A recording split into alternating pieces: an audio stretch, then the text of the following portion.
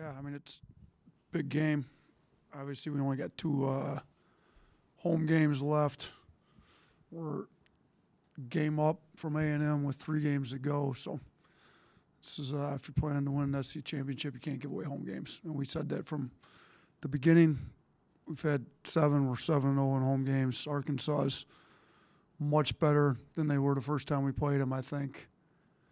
I think we're better too, but getting Nick Smith back's been a big addition to them. They had lacked 3-point shooting a little bit. He had 5 threes his last game. We're going to have to figure out how to guard them with more shooting on the floor. They're a really good defensive team. I think they're best shot blocking team in Arkansas history, which says a lot because there's been some really good basketball teams in Arkansas. But, I think our guys will be ready to go. We had a good practice this morning and looking forward to playing another Saturday game. Last weekend was great. It had been a while since we'd played a home game on a Saturday, so looking forward to it tomorrow. How would you describe the headspace of the players right now? I mean, look, the whole team understands how tragic and serious this situation that we're dealing with is since day one, really, that first meeting we had that first Sunday. I think they're doing a great job just understanding that we're still focused on the task at hand while still understanding how tragic and serious the situation is. But, I think they're pretty good. And people asked about our play Wednesday night. We didn't play our best game, but it's hard for me to know exactly. I feel like the pulse of the team's pretty good, though, to be honest with you. So if today's practice is any indication, energy was good, and our guys were doing a great job doing what we're asking them to do to prepare for Arkansas. Coach, when you were in Vanderbilt, the message was just to focus. You're going to hear the crowd. But obviously, when you guys go on the road, what has your message been to what the crowd's going to say to some of your players, and how has the university helped your team during this process? Yeah, I mean, the university's got people that have crisis management, counselors that have met with them individually, so they've done a great job through this.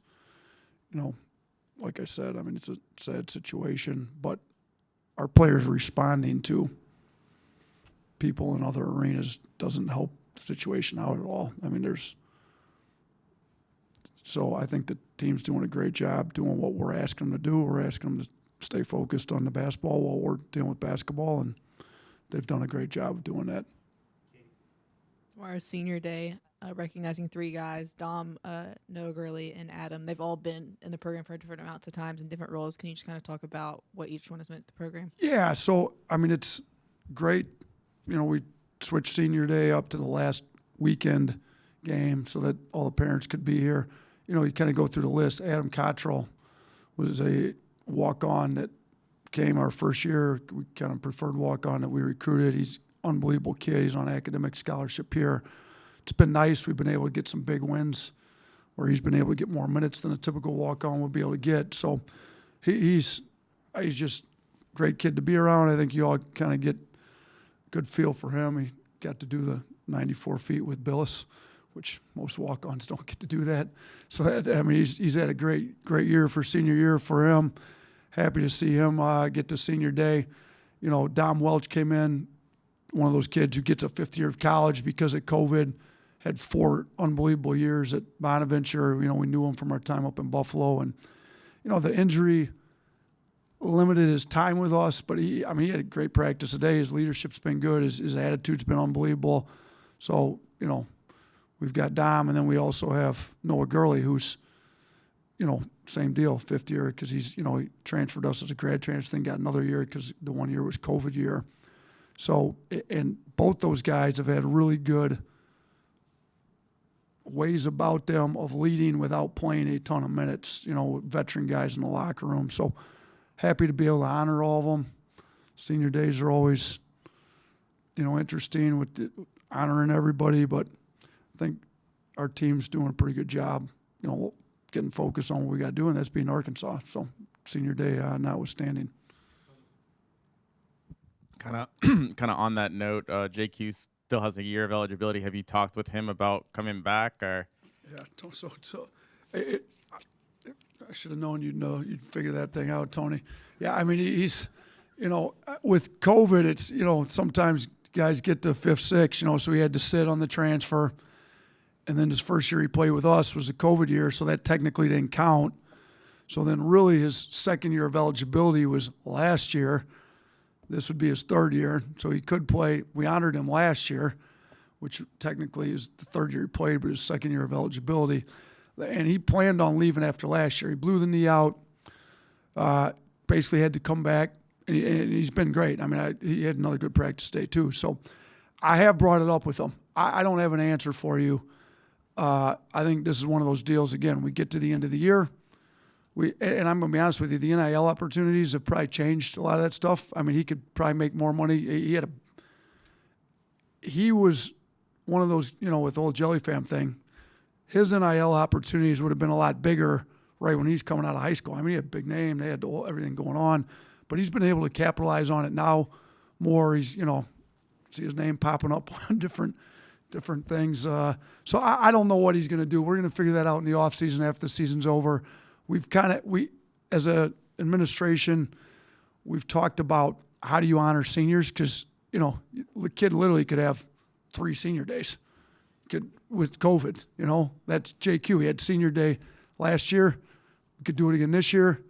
And if he decided to come back, we could do it again next year. We've decided it'd be best to honor each kid one time on senior day. So since he's already been honored, that's why he's not in that group of 3 being honored. But yeah, shoot, I don't know if this will be his last year or not. Last year was supposed to be his last year, but he does have another year left. I don't have an answer for it. I don't think he knows the answer.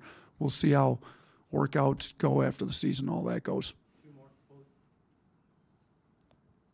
Coach, to kind of go back to what you guys are dealing with outside of here, clearly you and Greg have talked about the fact that Brandon hasn't been criminally charged.